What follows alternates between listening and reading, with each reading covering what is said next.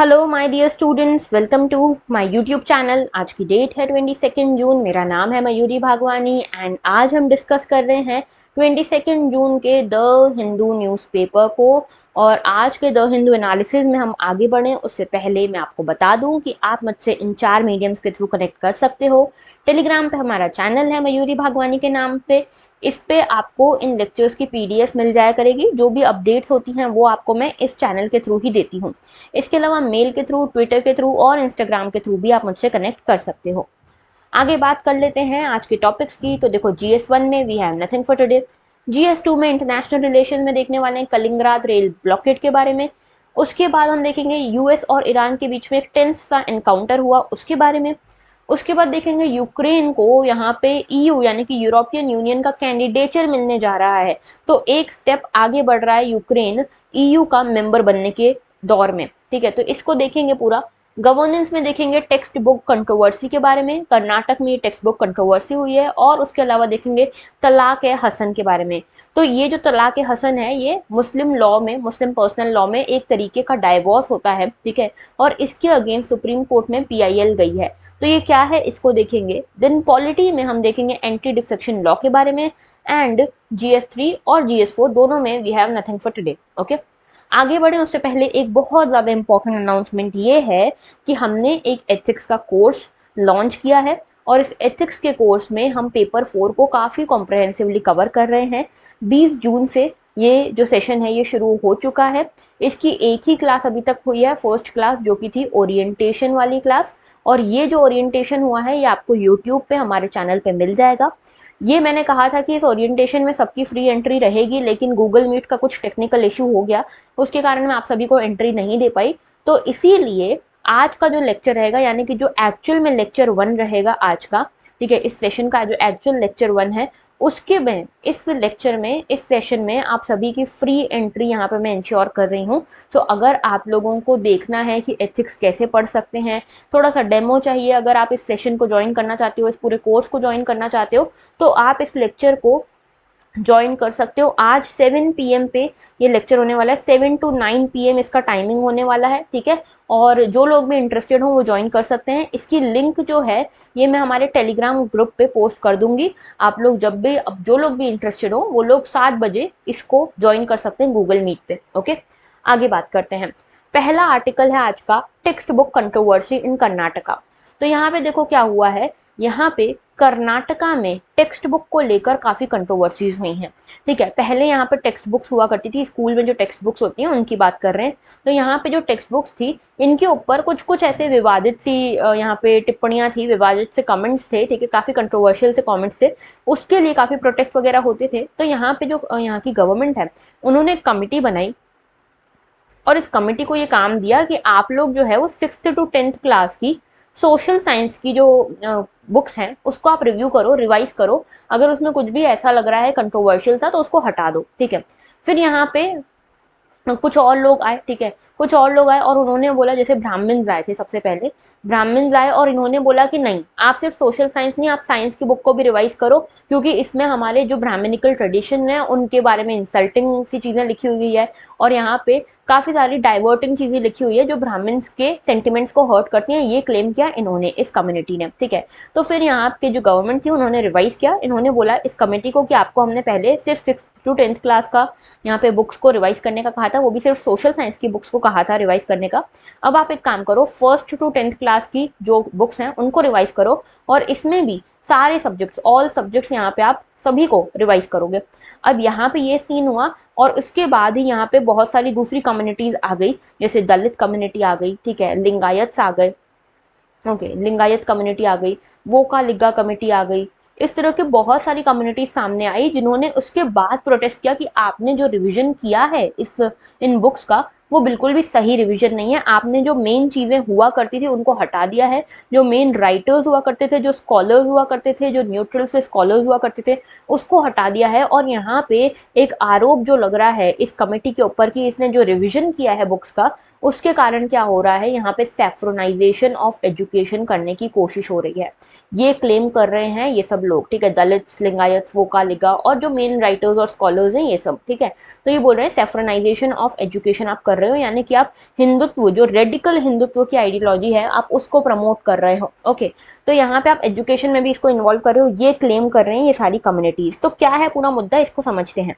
ठीक है, अब देखो सबसे पहले क्या हुआ, जैसे मैंने बताया ना टेक्स्ट बुक का यहाँ पे रिवीजन होना चालू हुआ, और कमेटी का नाम था चक्र तीर्था कमेटी। ठीक है, चक्र तीर्था जो है इनके हेड थे इस कमेटी के, और इनके अंडर ही ये पूरा रिवीजन हो रहा था, तो चक्र तीर्था कमेटी इसका नाम रहा। ठीक है, तो चक्र तीर्था कमेटी को यहाँ पे बुलाया गया कि आप यहाँ पे रिवीजन करो। अब यहाँ पे पहले तो 6th to 10th का बोला था, अब इन्होंने बोला कि नहीं, आप पहले सोशल साइंस की बुक का बोला था, अब ब्राह्मणिकल कम्युनिटी आई और बोलते नहीं नहीं, आप तो साइंस का भी करो यहाँ पे रिवीजन।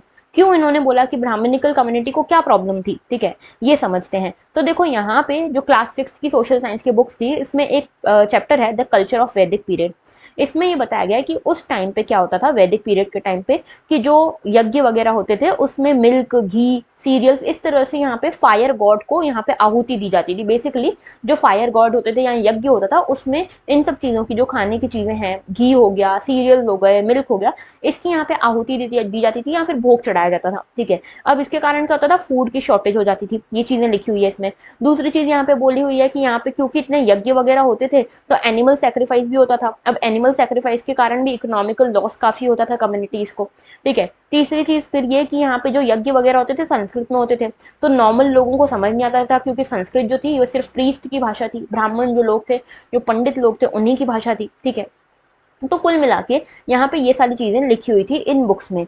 तो इनके अगेंस्ट ब्राह्मणिकल कम्युनिटी आई और इन्होंने बोला कि ये जो चीज़ें हैं बेसिकली हमारे सेंटिमेंट्स को हर्ट कर रही हैं, और आप इन सब चीज़ों को रिवाइज करो। ठीक है, तो इस बेसिकली इस बुक में ये बताया गया था कि जो वैदिक कल्चर था, वैदिक कल्चर के टाइम पे जो प्रीस्ट था उसकी काफ़ी ज़्यादा डोमिनेंस हुआ करती थी, संस्कृत लैंग्वेज का काफ़ी ज़्यादा डोमिनेंस हुआ करता था, रिचुअल्स जो थे कॉम्प्लेक्स रिचुअल्स का काफ़ी डोमिनेंस हुआ करता था।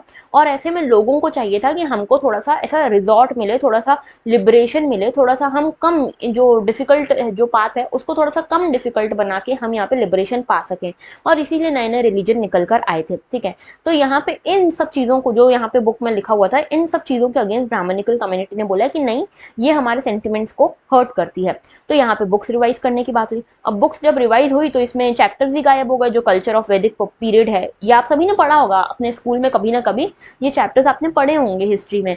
New religion, rise of new religion, Christianity and Islam, ये सब जो चैप्टर्स हैं हटा दिए गए हैं। इनफैक्ट आप देखोगे हमारी एनसीईआरटीज में भी है ये सब। ठीक है, और इसीलिए बोलते हैं ना ओल्ड एनसीईआरटीज रेफर करनी चाहिए। तो ओल्ड एनसीईआरटीज इसीलिए रेफर करने का बोलते हैं क्योंकि इसमें कोई रिवीजन नहीं हुआ था। ठीक है, और क्योंकि रिवीजन नहीं हुआ था तो यहाँ पे ये सारी चीजें आपको क्लियरली समझ में आती हैं। ओके, या फिर बोलते हैं तमिलनाडु बोर्ड की एनसीईआरटीज आप यूज करो, तमिलनाडु बोर्ड की बुक्स यूज करो, तो उसमें भी अभी तक रिवीजन ज्यादा हुआ नहीं है। ठीक है, जैसे कि ये वाली जो बाकी स्टेट्स हैं इसमें हो रहा है। ओके, तो ये तो पहली चीज हो गई। दूसरी, जब रिवीजन हो गया उसके बाद दलित ऑर्गेनाइजेशन, फिर उसके बाद राइटर्स आ गए, वोकालिगास, वीरा शिवाज, ये सारी जो कम्युनिटीज हैं सामने आई और इन्होंने प्रोटेस्ट करना चालू किया। अब दलित ऑर्गेनाइजेशन को क्या दिक्कत हो गई भाई? दलित ऑर्गेनाइजेशन जो है इनका कहना ये है कि जो प्रीवियस बुक्स हुआ करती थी उसमें बी आर अम्बेडकर का जो योगदान है हमारे देश के लिए, हमारे देश के कॉन्स्टिट्यूशन के लिए, उसको क्लियरली मेंशन किया गया था। लेकिन अभी जो बुक्स रिवाइज होकर आई हैं उसमें बी आर अम्बेडकर को सिर्फ ये बोला गया है कि यहाँ पे इन्होंने कॉन्स्टिट्यूशन को, जो बनाने वाली ड्राफ्टिंग कमेटी थी उसके हेड थे, जबकि पुरानी में इनका बताया गया था इतना कंट्रीब्यूशन था कि इनको chief architect of Indian constitution भी कहा जाता है। तो कुल मिला के लैंग्वेज का डिफरेंस है, और एक तरह से देखो एक नोशन चेंज करने की कोशिशें यहाँ पे लग रही हैं, दिख रही हैं कि यहाँ पे नोशन चेंज हो रहा है। जैसे बी आर अम्बेडकर जो है, इनका कॉन्ट्रीब्यूशन नहीं बताया गया कि इन्होंने अनटचेबिलिटी को कैसे रिमूव किया, पहले बताया गया था। अभी सिर्फ एक नाम लिख दिया कि अनटचेबिलिटी को रिमूव करने में ज्योतिबा फुले थे, विवेकानंद थे, बी आर अम्बेडकर थे, बस इनके नाम दे दिए गए हैं। ओके, ऑल राइट, ठीक है, तो ये तो दलित कम्युनिटी की प्रॉब्लम हो गई। उसके बाद यहाँ पे आती है वीराशैव और लिंगायत कम्युनिटी। तो पहले ये है क्या, इसके बारे में थोड़ा सा बता देती हूँ। वीराशैव और लिंगायत कम्युनिटी जो है ये बेसिकली शैवाइट हिंदू रिलीजन से बिलोंग करते हैं। ठीक है, तो शैवाइट हिंदू रिलीजियस ट्रेडिशन जो है इंडिया में, उसको लिंगायतिज्म से कनेक्ट किया जाता है। और ये जो ट्रेडिशन है लिंगायतिज्म का, इसको फाउंड किया था एक सोशल रिफॉर्मर और फिलोसोफर थे जिनका नाम था बासवन्ना। ठीक है, या फिर इनको बासवेश्वरा भी बोलते हैं, बासवन्ना भी बोलते हैं। 12th सेंचुरी में कर्नाटक में ये जो नया टाइप का रिलीजन है, लिंगायत कम्युनिटी वाला जो रिलीजन है, वो उभर के आया, इमर्ज हुआ। ओके, इस टाइम पे जो बासवन्ना का रिलीजियस मूवमेंट हो रहा था, इस टाइम पे जो किंग थे वो थे बिजला टू। ठीक है, कर्नाटका में। अब ये जो पीरियड था, ऐसा पीरियड था जहाँ पे ब्राह्मणिकल हिंदू वैल्यूज का बहुत ज़्यादा डोमिनेंस हुआ करता था, ठीक है। रिचुअल्स बहुत ज़्यादा कॉम्प्लेक्स हुआ करते थे, सैक्रिफाइसेस करने पड़ते थे आपको एनिमल्स के, फूड ग्रेन्स के, इन सब चीज़ों में बहुत ज़्यादा डोमिनेंस हुआ करता था। तो यहाँ पे कई सारे कास्ट रिस्ट्रिक्शन हुआ करते थे, ठीक है, फ्यूडल इकोनॉमी हुआ करती थी। अब ऐसे में यहाँ पे जो डोमिनेंस हुआ करता था उससे लोग बड़े परेशान थे। तो यहाँ पे एक रिएक्शनरी फोर्सेज इमर्ज होने लगी अगेंस्ट हिंदुइज्म, और यहाँ पे ये जो रिएक्शनरी फोर्सेज थी यही लिंगायत्स के फॉर्म में, एक रिफॉर्म मूवमेंट के फॉर्म में सामने आए, ठीक है। इन्होंने जो most of the Hindu tradition, जो ऐसे कट्टर से रिस्ट्रिक्टिव से जो हिंदू ट्रेडिशंस थे उसको रिजेक्ट किया, और कुछ जो हिंदू ट्रेडिशन में बहुत अच्छी अच्छी बातें थी उनको असिमिलेट भी किया। तो यहाँ पे ये माना जाता है कि लिंगायत जो है बेसिकली हिंदू रिलीजन का ही एक फॉर्म है, एक सेक्ट है, ठीक है। लेकिन लिंगायत वाले जो लोग हैं, वीरशैव वाले जो लोग हैं, वो मानते नहीं कि हम हिंदू ट्रेडिशन का ही एक पार्ट है, ठीक है। वो मानते हैं कि हम अपना एक सेपरेट रिलीजन है। ओके, तो ये लिंगायत कौन है ये तो मैंने आपको बता दिया। अब लिंगायत की प्रॉब्लम क्या है इस रिविजन के साथ, तो देखो जो वीरशैव लिंगायत वाले जो कम्युनिटी है उनका कहना यह है कि यहाँ पे कुछ चैप्टर्स हुआ करते थे जिसमें बासवेश्वर जो इनके लीडर थे, जो फाउंडर थे, उनके बारे में बताया गया कि किस तरह से इन्होंने कास्ट सिस्टम को अपोज किया था। यहाँ पे एक इंसिडेंट था, पहले जो बुक्स हुआ करती थी उसमें एक इंसिडेंट हुआ करता था कि यहाँ पे जो सैक्रेड थ्रेड हुआ करता था, जो जनेऊ बोलते हैं ना हम हिंदुइज्म में, जो जनेऊ हुआ करता था, तो उसके लिए एक उपनयन यहाँ पे ट्रेडिशन होता है कि जब भी कोई जो बॉय है उसकी जब एज हो जाती है, एक थ्रेशोल्ड एज हो जाती है, उसके बाद उसका यहाँ पे उपनयन संस्कार होता है। 16 संस्कार होते हैं हमारे हिंदू ट्रेडिशन में, उसमें से एक होता है उपनयन संस्कार। इस उपनयन संस्कार में एक ट्रेडिशन जो होता है, उपनयन होता है, उसमें क्या होता है, यहाँ पे जनेऊ पहनाया जाता है, यानी कि एक सैक्रेड थ्रेड पहनाया जाता है, ठीक है। और ये सैक्रेड थ्रेड माना जाता है कि ये हिंदुइज्म का प्रतीक है। ओके, इसमें आप प्योर हो गए हो ऐसा माना जाता है, ठीक है। तो यहाँ पे जो सैक्रेड थ्रेड है, ये इनकी जो सेरेमनी है वो हुई, उसके बाद इन्होंने क्या किया, इस सैक्रेड थ्रेड को उतार दिया और यहाँ से कुंडल संगम चले गए थे। ये एक जगह है कुंडल संगम, वहां चले गए थे। तो ये दिखाता है कि इन्होंने कास्ट सिस्टम का कितना अपोज किया था। ये इंसिडेंट पहले की बुक्स में था, अब की बुक्स में ये इंसिडेंट मेंशन ही नहीं है, ठीक है। तो ये जो चीज है, बासवेश्वरा के जो प्रिंसिपल्स हैं वो यहाँ पे मेंशन ही नहीं है, और इसीलिए यहाँ पे जो जो लिंगायत कम्युनिटी है उसको वो नाराजगी यहाँ पे दिखा रही है। तीसरा है वोकालिग्गा कम्युनिटी। तो वोकालिग्गा संघ या वोकालिग्गा जो मूवमेंट है ये एक एंटी ब्राह्मण मूवमेंट था, ठीक है। एंटी ब्राह्मण मूवमेंट था, लगभग 1905 के आसपास कर्नाटका में इमर्ज होना शुरू हुआ था, ठीक है। इन्होंने भी अक्यूज किया है कि जो यहाँ पे कर्नाटका का जो स्टेट एंथम है, नाड़ा गीत जो है, उसका मजाक उड़ाया गया, उसकी डिसरिस्पेक्ट हुई है, जो कि एक कन्नड़ पोएट ने लिखा था जिनका नाम था कुवेम्पू, ठीक है। तो यहाँ पे हुआ क्या, इसमें रिविजन जो हुआ है बुक्स में उससे रिलेटेड नहीं है ये।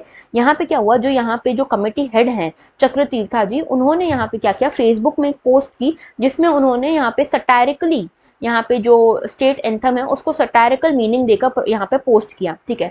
तो लोग बड़े भड़क गए, और स्पेशली वोकालिग्गा संघ वाले जो लोग थे ये सब बहुत भड़क गए, ठीक है। तो ये एक इनका कारण है। उसके बाद स्कॉलर्स हो गए, राइटर्स हो गए, वो भी यहाँ पे एंग्री हैं। वो लोग जो अपनी बड़ी बड़ी पोस्ट है गवर्नमेंट बॉडीज में वो छोड़ रहे हैं।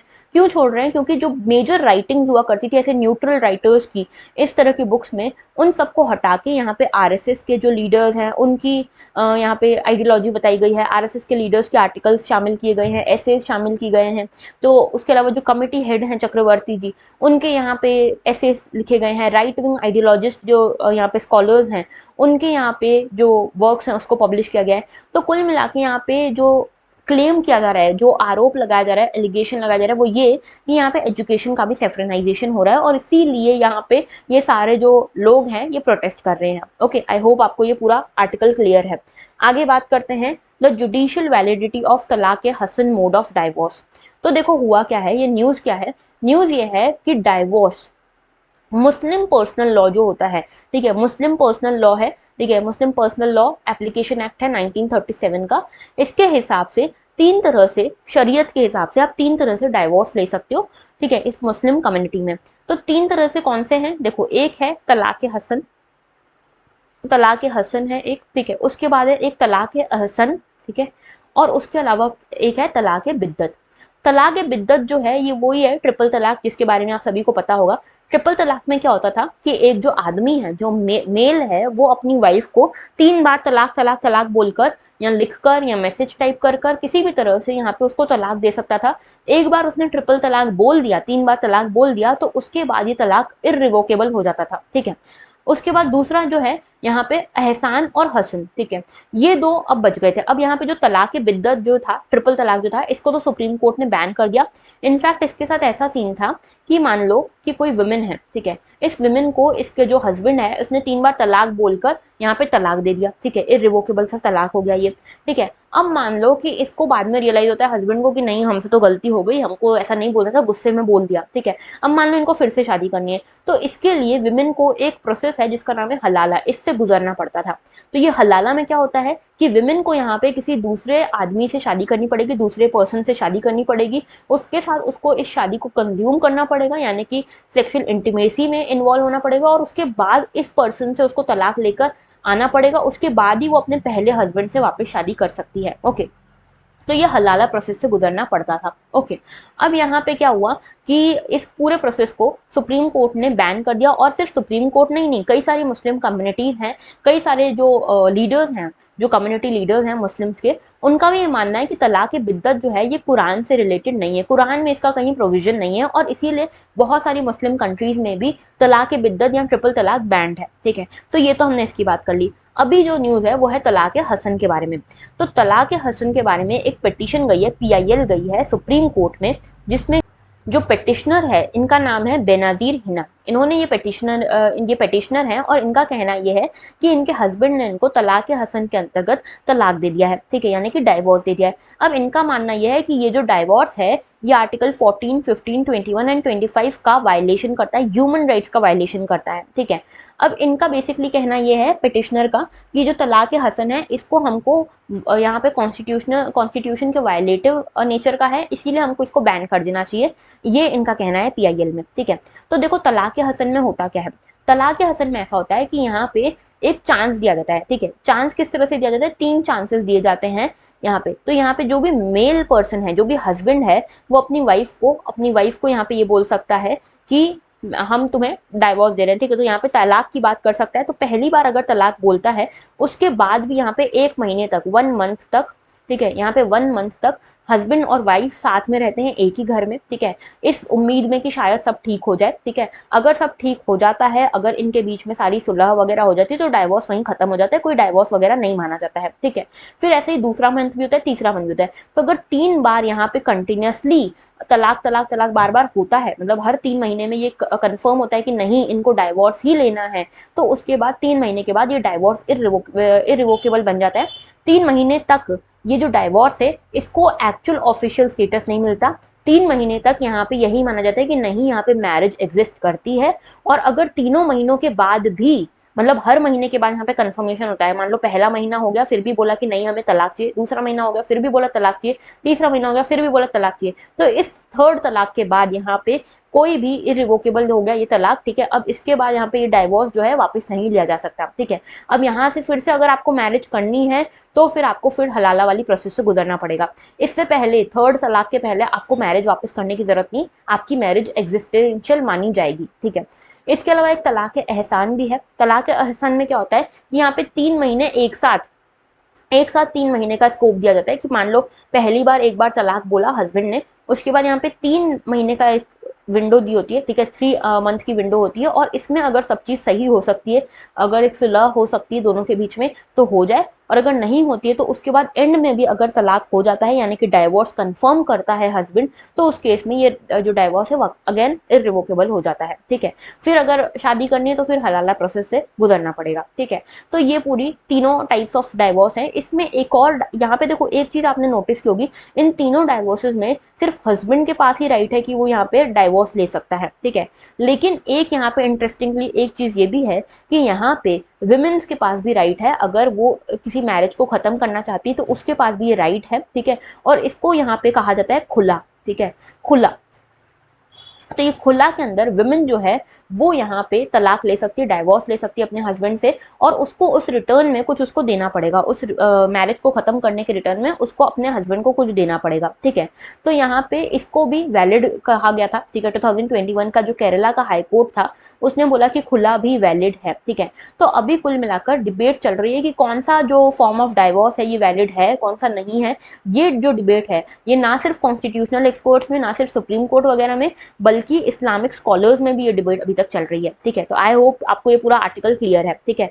आगे बात करते हैं नेक्स्ट इशू की। Russia warns of the consequences over Kaliningrad rail blockade. तो बेसिकली हुआ क्या है, रशिया यूक्रेन वॉर चल रहा है, ठीक है। रशिया ने यूक्रेन का जो सबसे ईस्टर्न मोस्ट एरिया है जिसको हम कह रहे हैं डॉनबास रीजन, ठीक है, डॉनबास रीजन से ही इस रशिया यूक्रेन वॉर की शुरुआत हुई थी। और आज के टाइम पे जो यूक्रेन है उसने बहुत ही बढ़िया तरीके से डिफेंड किया है अपनी पूरी टेरिटरी को, लेकिन यहाँ पे जिसको जो टेरिटरी यहाँ पे फिसलती हुई दिख रही है यूक्रेन के हाथ से, वो है डॉनबास रीजन। अब देखो यहाँ पे गलती ये भी है कि यूक्रेन का जो डॉनबास रीजन है इसमें सेपरेटिस्ट फोर्सेस पहले से ही काम। तो देखो यूक्रेन की गलती ये है कि यूक्रेन का जो ईस्टर्न मोस्ट एरिया है डॉनबास रीजन, यहाँ पे ऑलरेडी सेपरेटिस्ट फोर्सेस थी उस टाइम पे, और इन्हीं के कारण रशिया यहाँ पे एंटर कर पाया, क्योंकि सेपरेटिस्ट फोर्सेस जो यहाँ पे सेपरेटिस्ट लोग रह रहे थे वो चाहते थे कि हम रशिया के अंडर रहें। तो यहाँ पे रशिया ने अटैक किया, तो अटैक ही डॉनबास रीजन से हुआ था, और डॉनबास रीजन ही आज के टाइम पे ऐसा है जो सबसे ज्यादा भुगत रहा है इसकी सजा, ओके। तो इस डॉनबास रीजन में ये जो सेपरेटिस्ट फोर्सेस हैं इन्होंने ट्रिगर करवाया रशिया अटैक, और अब ये सबसे ज्यादा सजा भुगत रहे हैं। तो यहाँ पे एक जगह है जिसका नाम है लिसिचांस्क, ठीक है, इसमें अभी बहुत ज्यादा बमबारी हो रही है। तो कुल मिला के डॉनबास रीजन जो पूरा है ना, बहुत ज्यादा फायर अटैक में है रशिया की साइड से, ठीक है। अब इसके चलते क्या हुआ, यूरोपियन यूनियन ने रशिया के ऊपर सैंक्शंस लगाना चालू की। तो वैसे ही लिथुआनिया जो कि एक बाल्टिक नेशन है, ठीक है, लिथुआनिया ने भी यहाँ पे क्या किया, यहाँ पे लिथुआनिया ने भी कुछ सैंक्शंस लगाए। तो यहाँ पे यूरोपियन यूनियन में लिथुआनिया के पास में ही एक थोड़ी सी टेरिटरी है रशिया की। तो रशिया की इस टेरिटरी से जो रेलवे का काम होता था उसको ब्लॉक कर दिया लिथुआनिया ने, under this EU sanction, okay. तो अब रशिया ने बोला है कि लिथुआनिया को ये जो रेल ब्लॉकेड इन्होंने किया है इसको हटा लेना चाहिए, नहीं तो रशिया जो कॉन्सिक्वेंसेज इनको देगा फिर इनको उसके लिए तैयार रहना चाहिए। तो पहले लोकेशन समझाती हूँ मैं आपको। तो देखो ये पहले देखो यूक्रेन की ये लोकेशन, यूक्रेन ये रहा।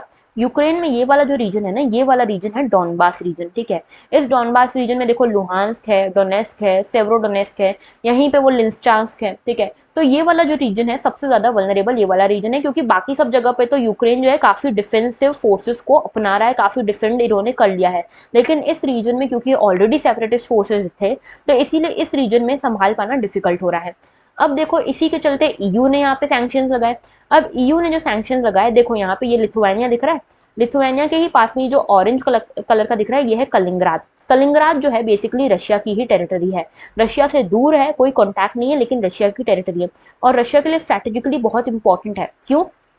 क्योंकि जब विंटर्स आते हैं तो विंटर्स में ये वाला जो पूरा रीजन है ना, ये आर्कटिक सर्कल के आसपास पड़ता है, ठीक है।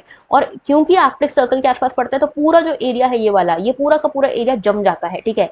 यहाँ पे जो पोर्ट्स वगैरह है उसको एक्सेस नहीं कर पाता रशिया। तो इसीलिए ये जो कलिंगराद यहाँ पे इतनी छोटी सी टेरिटरी है रशिया की, इसके थ्रू सारी पोर्ट्स वगैरह एक्सेस होते हैं रशिया के, ठीक है। तो इसीलिए बहुत इंपॉर्टेंट है ये, ठीक है। और इसी का जो रेलवे वगैरह है ये ब्लॉक कर दिया लिथुआनिया ने, जिसके लिए रशिया ने इसको धमकाया है, ठीक है। तो ये छोटी सी चीज थी। लोकेशन ध्यान रखना, बाल्टिक सी के जस्ट नीचे आता है, लिथुआनिया एक साइड पे है और एक साइड पे पोलैंड है, ओके। आगे बात करते हैं। नेक्स्ट इशू है हमारा US navy Iran intense encounter. तो देखो हुआ क्या है, छोटे सा न्यूज है। यूएस और ईरान के बीच में काफी टाइम से प्रॉब्लम्स चल रही है ना।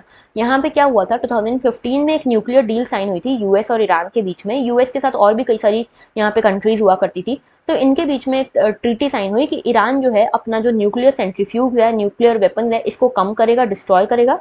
उसके बदले यूएस ने जो सैंक्शंस ईरान के ऊपर पहले लगाए थे वो हटा देगा। सही चल रहा था। 2018 में ट्रंप आते हैं, ट्रंप यूनिलेटरली इससे विड्रॉ कर लेते हैं। अब ऐसे में क्या होता है, ईरान के ऊपर सैंक्शन वापस से लग जाते हैं, और यूएस जो है वो बोलता है नहीं हम तो आपके ऊपर से सैंक्शन नहीं हटाएंगे। तो ईरान इसके बदले क्या करता है, न्यूक्लियर सेंट्रीफ्यूज को वापस से बढ़ाना शुरू कर देता है। तो आज के टाइम पे न्यूक्लियर वेपन्स बहुत हो गए हैं ईरान के ऊपर, ईरान के पास। और देखो दूसरी चीज, इसके ऊपर कोई इन्वेस्टिगेशन भी नहीं रखी हुई है हमने। क्यों? क्योंकि यहाँ पे ये ट्रीटीज फेल हो गई, ठीक है। तो यहाँ पे कोई यूएन का न्यूक्लियर वॉचडॉग जो है वो भी यहाँ पे पता नहीं लगा पा रहा है कि इसके पास एक्चुअल में कितना न्यूक्लियर सेंट्रीफ्यूज है, ठीक है। तो ईरान इसलिए डेंजरस होता जा रहा है। अब दूसरी चीज क्या हुई, यूएस और ईरान के बीच में इसीलिए यहाँ पे जो टेंस सिचुएशन है वो चलती रहती है। अब यहाँ पे क्या हुआ, पर्शियन गल्फ की साइड पे यहाँ पे दो चीजें हो रही थी। पर्शियन गल्फ की साइड पे से एक साइड से पर्शिया जो ये ईरान है, ईरान की एक गार्ड फोर्सेस की एक बोट आ रही थी, फास्ट बोट, ठीक है, और दूसरी साइड से यूएस की एक यहाँ पे नेवल जो शिप है वो आ रही थी। ये लोग जो है आपस में क्रॉस होने वाले थे, लेकिन इनको यूएस वालों को लग रहा था कि ये जो फास्ट बोट है ये आके हमारे अंदर हमें एक तरह से कोलाइड करना चाह रही है हमारे साथ, ठीक है। तो यहाँ पे इन्होंने बार बार ब्लो करी हॉर्न वगैरह, सो दैट इनको वार्न कर दिया जाए। तो बेसिकली हुआ क्या, देखो आसान भाषा में समझाऊं बिना किसी फिल्टर के, तो ये हुआ है कि यूएस के जो यहाँ पे नेवल ऑफिसर थे एक तरह से चमक गए कि ईरान की जो ये फास्ट बोट आ रही है हो सकता है ये हमारी बोट को उड़ा दे, ठीक है। तो इसीलिए चमक गए और बार बार हॉर्न ब्लो करने लगे। अल्टीमेटली ये जो ईरान की जो बोट थी इनको पास से गुजर गई, इनको चमका के सिर्फ कि ठीक है चलो कुछ नहीं कर रहे, ठीक है।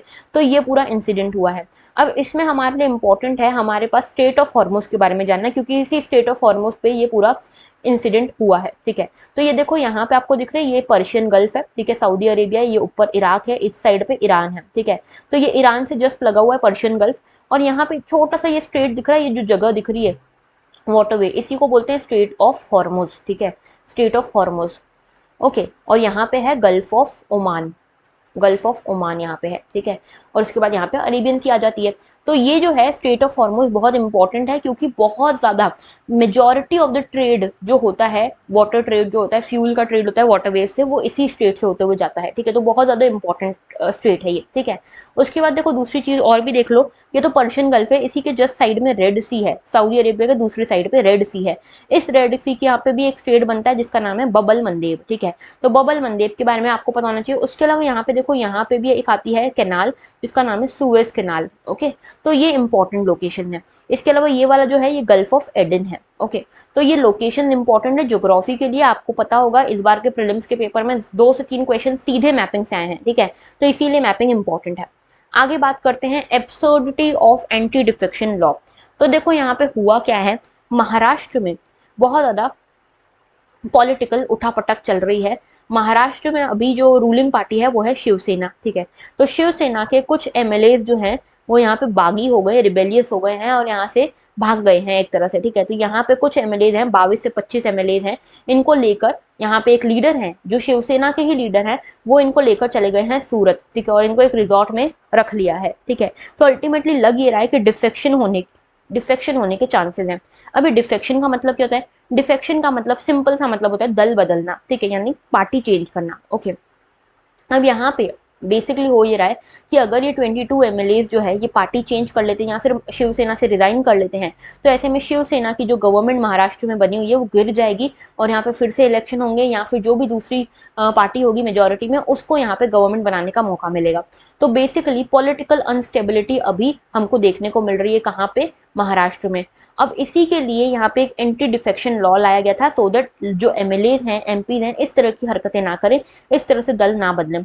तो ये एंटी डिफेक्शन लॉ के बारे में पूरा आर्टिकल है कि एंटी डिफेक्शन लॉ का क्रिटिसिज्म यहाँ पे बताया गया कि किस तरह से एंटी डिफेक्शन लॉ जो है ये एब्सर्ड है, ठीक है। तो थोड़ा सा बात कर लेते हैं एंटी डिफेक्शन लॉ की। एंटी डिफेक्शन लॉ आया था कैसे, 52nd कॉन्स्टिट्यूशनल अमेंडमेंट से आया था। कौन से ईयर में आया था ये आप मुझे बताओगे इन द कॉमेंट सेक्शन, ठीक है। पहला क्वेश्चन है आपका आज का, कौन से ईयर में 52nd कॉन्स्टिट्यूशनल अमेंडमेंट आया था, ओके। अच्छा, अब इससे दूसरी चीज ये भी बताओगे कि यहाँ पे दूसरी चीज ये कि यहाँ पे एक शेड्यूल ऐड हुआ था, ठीक है। कौन सा शेड्यूल ऐड हुआ था ये भी आप मुझे बताओगे इन द कमेंट सेक्शन। तो ईयर बताओगे और शेड्यूल बताओगे, ओके। अब इसमें बेसिकली ये बोला कि कोई भी एमपी या एमएलए को डिस्क्वालीफाई कर दिया जाएगा, कब कब, जब या तो वो किसी पार्टी से बिलोंग करता हो और अपनी पार्टी की जो मेंबरशिप है वो वॉलंटरीली गिव अप कर दे, ठीक है। एक तो ये सीन हो गया। दूसरा ये कि वो जो है, जो मेंबर है वो इलेक्टेड है, ठीक है, और इलेक्टेड मेंबर होने के बाद भी उसने यहाँ पे इलेक्टेड है, ठीक है, और उसने इलेक्टेड होने के बाद भी वोट किया ऐसे जो उसकी पार्टी के अगेंस्ट था। जैसे फॉर एग्जांपल यहाँ पे हर पार्टी में एक विप होता है, विप जो होता है वो सबको बताता है कि तुमको कैसे कैसे वोट करना है। फॉर एग्जांपल कोई बिल आई तो इसके फेवर में करना है कि इसके अपोजिशन में करना है। तो ये जो सारी पार्टी के मेंबर्स है ना उनको ये फॉलो करना पड़ता है। अगर आप विप की जो बात है वो नहीं मानते, अगर आप वोटिंग गलत करते हो, उल्टी वोटिंग करते हो, या फिर वोटिंग करने से मना कर देते हो, एब्सटेन कर देते हो बिना पार्टी के डायरेक्शन के, तो आपको यहाँ पे डिस्क्वालीफाई किया जा सकता है। उसके बाद है इलेक्टेड मेंबर्स और nominated ones who are the member of party if they join any other political party. तो अगर कोई और पॉलिटिकल पार्टी आप ज्वाइन कर लेते हो, या फिर अगर आप इंडिपेंडेंट हो और आप बाद में इलेक्ट होने के बाद कोई पॉलिटिकल पार्टी ज्वाइन कर लेते हो, या फिर आप नॉमिनेटेड हो, इलेक्टेड नहीं हो, नॉमिनेटेड हो और उसके बाद आप यहाँ पे नॉमिनेट होके आए, 6 महीने में अगर आप ज्वाइन कर लेते हो कोई पार्टी तो ठीक है, लेकिन 6 महीने के बाद अगर आप कोई पार्टी ज्वाइन करते हो, पॉलिटिकल पार्टी, तो आप डिस्क्वालीफाई हो जाओगे। इसमें दो एक्सेप्शन है। पहला तो ये कि जो स्पीकर या चेयरमैन है वो तो रिजाइन कर, one could resign from the party, ठीक है। वो जो है स्पीकर या जो चेयरमैन है, जब वो स्पीकर बनता है, इलेक्ट होकर आया स्पीकर बना, उसके बाद वो चाहे तो अपनी पार्टी से रिजाइन कर सकता है और फिर पार्टी को वापस से रिज्वाइन कर सकता है जब उसका स्पीकर का टेन्योर खत्म हो जाता है, ठीक है। तो ऐसे में कोई इनके ऊपर डिफेक्शन नहीं लगेगा। दूसरा, if parent party merge into another, तो अगर कोई मान लो एक बड़ी पार्टी है, इसका 2/3 हिस्सा जो है, 2/3 मेंबर्स जो हैं वो किसी दूसरी पार्टी में जाके मिल जाते हैं, तो ऐसे में दोनों पार्टीज जो है उसको यहाँ पे माना जाएगा, किसी को भी डिस्क्वालीफाई नहीं किया जाएगा, ठीक है। और जो डिसीजन होता है डिस्क्वालिफिकेशन का, ये स्पीकर के हाथ में होता है या फिर चेयरमैन के हाथ में होता है उस हाउस के, ठीक है। हालांकि ये जो पूरा डिस्क्वालिफिकेशन हो रहा है under this anti defection law, इसका यहाँ पे जुडिशियल रिव्यू किया जा सकता है, ठीक है। और ये हुआ था अंडर किहोतो, जो किहोतो केस था, ठीक है, किहोतो वर्सेस अलीहू केस जो था, इसमें इसमें यहाँ पे ये डिस्कस हुआ था, यहाँ पे ये सुप्रीम कोर्ट ने बोला था कि जुडिशियल रिव्यू इसका हो सकता है, ठीक है। ये तो मैंने आपको बेसिक चीजें बताई। अब देखो इसमें क्या लिखा हुआ है। इसमें बेसिकली ये लिखा हुआ है कि ऐसा जो सीन अभी महाराष्ट्र में चल रहा है, पहले एमपी में भी हुआ है, कर्नाटक में भी हुआ है, हर जगह हुआ है, ठीक है। तो एंटी डिफेक्शन लॉ जो है, इसमें जो पॉलिटिकल डिफेक्शन होता है उसके इविल को खत्म करने के लिए ये लॉ लाया गया था। और दूसरा कारण ये था कि पॉलिटिकल स्टेबिलिटी चाहते थे, ठीक है, पॉलिटिकल स्टेबिलिटी रहे गवर्नमेंट में, ये चाहते थे हम लोग, इसीलिए ये एंटी डिफेक्शन लॉ लेकर आए थे। इसमें कई सारे प्रोविजन हैं।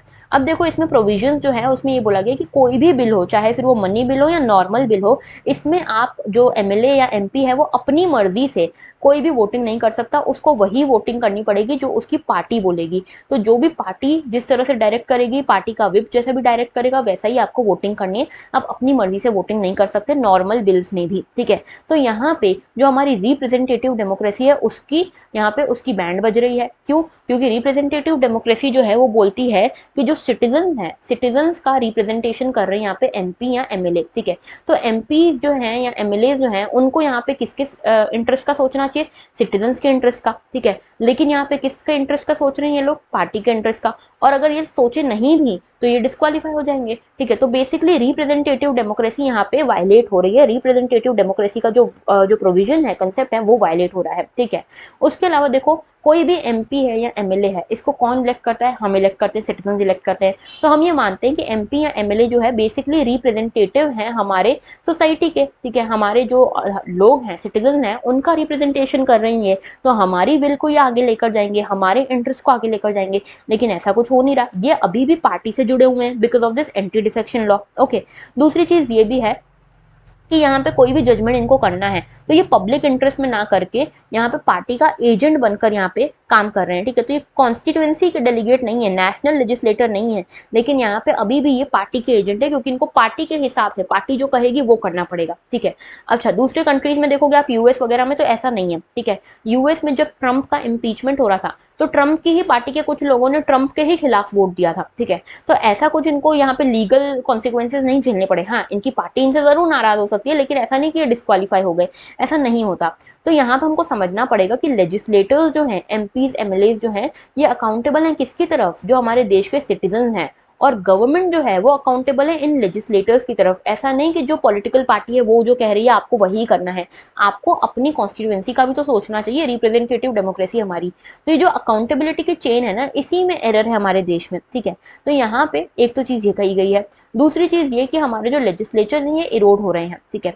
इंपॉर्टेंट जो कॉन्सिक्वेंसेज होते हैं जो एंटी डिफेक्शन है उसका, ये होता है कि यहाँ पे लेजिस्लेचर जो है हॉलो हो रहा है, ठीक है।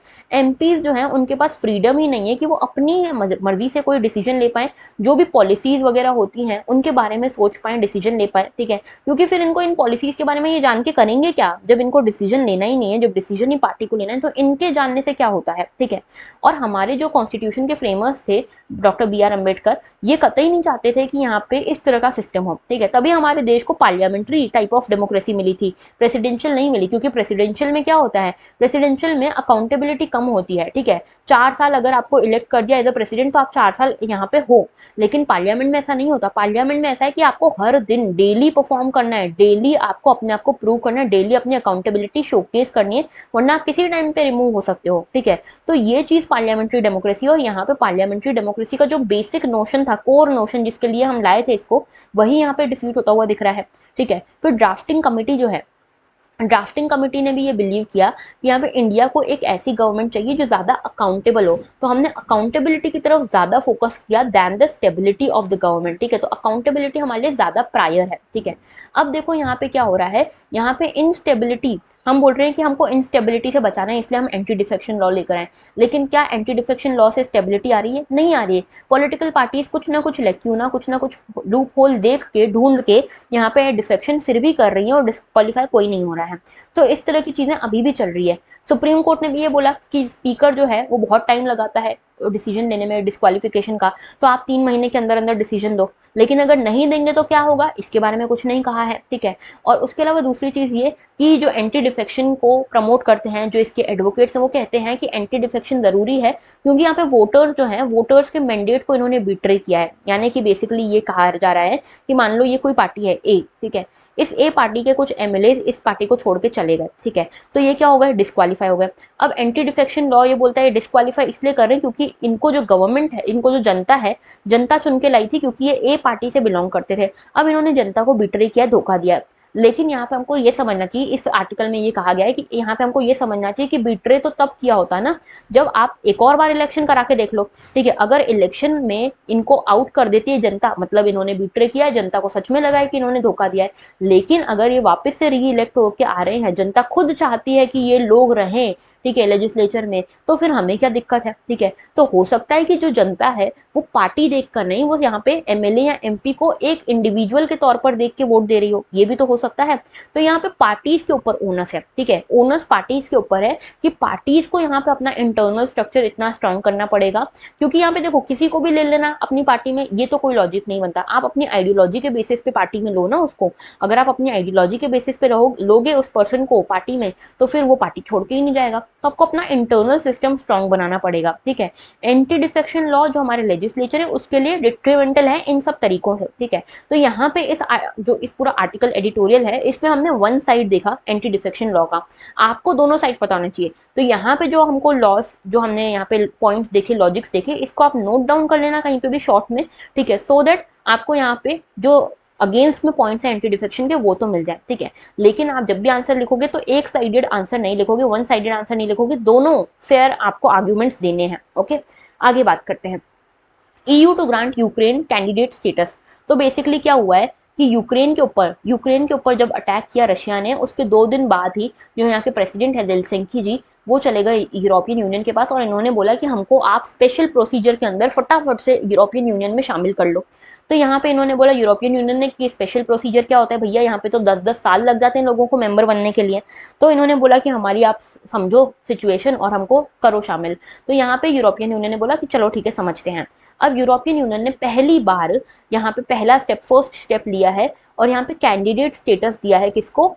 कैंडिडेट स्टेटस दिया है यूक्रेन को। ठीक है, तो यूरोपियन यूनियन क्या है, एक इकोनॉमिक और पॉलिटिकल यूनियन है। अभी इसमें 27 जो मेंबर्स हैं, सिर्फ 27 मेंबर्स हैं अभी के टाइम पे। ठीक है, तो इकोनॉमिक और पॉलिटिकल यूनियन है जो यूरोप में स्टेट्स हैं उन सभी की। ठीक है, यूरोप में जो कंट्रीज हैं उन सभी की ये एक ऑर्गेनाइजेशन है और इन्होंने अभी इसको कैंडिडेट स्टेटस देने की बात कही है। प्रपोजल है, अभी भी दिया नहीं है, प्रपोजल है। ठीक है, तो ये क्या है, पूरा जो रिक्वायरमेंट क्या है ईयू की, अगर आपको ईयू ज्वाइन करना है, यूरोपियन यूनियन ज्वाइन करना है, तो क्या रिक्वायरमेंट है। तो आर्टिकल 49 है एक तो यूरोपियन यूनियन ट्रीटी का। इसमें ये कहा जाता है कि जो भी यूरोपियन नेशंस ज्वाइन करना चाहते हैं इस ब्लॉक को, यूरोपियन यूनियन वाले, तो उनको कुछ चीजें जो है, कुछ वैल्यूज जो है उसको फॉलो करना पड़ेगा जो आर्टिकल 2 में लिखी हुई है। इसमें क्या क्या है, फ्रीडम है, democracy, equality, rule of law, ये सब चीजें यहाँ पे लिखी हुई है। जो एप्लीकेशन रिसीव होगी इसके बाद ईयू के जो मेंबर्स हैं वो जज करेंगे कि ये जो नेशन है ये सूटेबल है कि नहीं, ये सारे इन वैल्यूज को फॉलो करता है कि नहीं। उसके बाद बात आगे बढ़ेगी। यूरोपियन काउंसिल की एक मीटिंग हुई थी कोपेनहेगन में 1993 में। यहाँ पे और ज़्यादा स्पेसिफिक क्राइटेरिया आए थे जिसको कहते हैं हम कोपेनहेगन क्राइटेरिया। ठीक है, तो इसमें जो है फंक्शनिंग बताई गई थी कि मार्केट इकोनॉमी की तरह अगर कोई कंट्री फंक्शन कर रही है, उसके बाद उसके पास स्टेबल डेमोक्रेसी भी है, रूल ऑफ लॉ फॉलो कर रही है और सभी यूरोपियन यूनियन के लेजिस्लेशन उसको मंजूर हैं, यूरो करेंसी अपनाना मंजूर है, तो फिर उसको यूरोपियन यूनियन का मेंबर बनाया जा सकता है। तो ये तो कुछ कंडीशन हो गई जो आपको फॉलो करनी पड़ेगी अगर आपको यूरोपियन यूनियन का मेंबर बनना है तो। अब देखो क्या प्रोसीजर है। तो 3 स्टेजेस होती हैं अगर आपको यूरोपियन यूनियन का मेंबर बनना है तो। पहली जो स्टेज है वो तो यही है कि आपको एक ऑफिशियल कैंडिडेट का स्टेटस मिले, जो कि अब यूक्रेन को मिलने वाला है। दूसरी स्टेज ये होती है कि नेगोशिएशन चालू होती है फिर मेंबरशिप के लिए। आपके ऊपर इन्वेस्टिगेशन होती है कि यहाँ पे जुडिशली, एडमिनिस्ट्रेटिवली, इकोनॉमिकली या जो भी रिफॉर्म्स जो हैं वो आप फॉलो करते हो कि नहीं, एक्सेशन क्राइटेरिया आप फॉलो करते हो या नहीं करते हो। जब ये नेगोशिएशन कंप्लीट होती है, ये देखा जाता है कि चलो कैंडिडेट जो है सारे एक्सेशन क्राइटेरिया फुलफिल करता है, तो अब ये ईयू को ज्वाइन कर सकता है। तीसरी स्टेज में फाइनली आप ईयू के मेंबर बनते हो। तो ये बहुत लॉन्ग एंड कॉम्प्लेक्स प्रोसीजर है। कैंडिडेट स्टेटस मिलने के बाद भी आपको कई सारे साल लग जाते हैं एक परमानेंट मेंबर बनने के लिए, ठीक है। तो नेगोशिएशन जो है इन पर्टिकुलर जो बहुत लंबे लंबे समय तक चलती है। तो ईयू का जो मोस्ट रिसेंट मेंबर है वो क्रोएशिया है, 2013 में बना था। और क्रोएशिया को 10 साल लग गए थे प्रॉपर मेंबर बनने में के लिए। एप्लीकेशन दी, उससे लेकर जब मेंबर बना तो 10 साल लग गए थे। तो ये थी पूरी प्रोसीजर यूरोपियन यूनियन के किस तरह से मेंबर आप बन सकते हो। ओके, तो आज के लेक्चर में इतना ही था। That was all for today. अगर लेक्चर अच्छा लगा हो तो लाइक जरूर करना। जो 2 क्वेश्चन मैंने आपसे पूछे एंटी डिफेक्शन लॉ के बारे में, उसके बारे में कमेंट जरूर करना, शेयर जरूर करना और सब्सक्राइब भी जरूर करना।